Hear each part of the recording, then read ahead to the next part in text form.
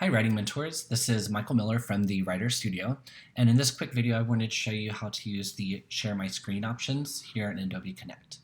So if you click the arrow on the side, it'll bring up a drop-down menu with a couple different options. Share My Screen, Share Document, and Share Whiteboard. Depending on your personal preference, I know some mentors prefer to upload the student's document into Adobe Connect. I think you're limited to PDF files though, or PowerPoint presentations, so you may have to save their Microsoft Word document as a PDF.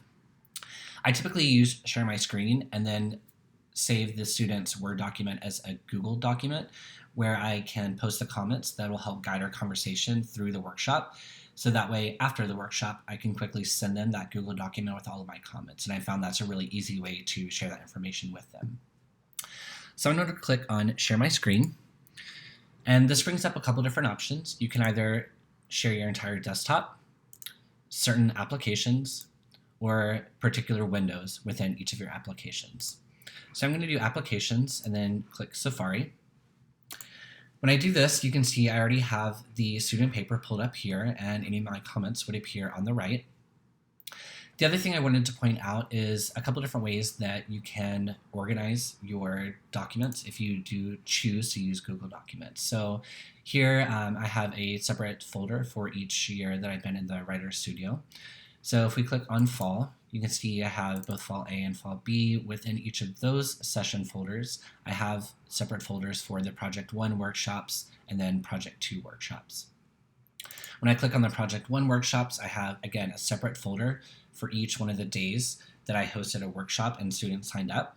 And then all I have to do is save their Word document as a Google document and save it into that folder. So that way, as I go into that workshop for the day, I open that day's folder and I have access to all of the student papers to quickly share those.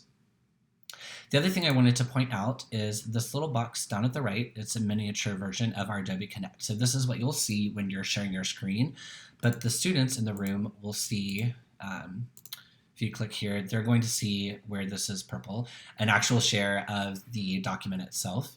So other options I wanted to show you here, you can click on your microphone if you want to mute your microphone. You can adjust your volume. There's also the webcam option.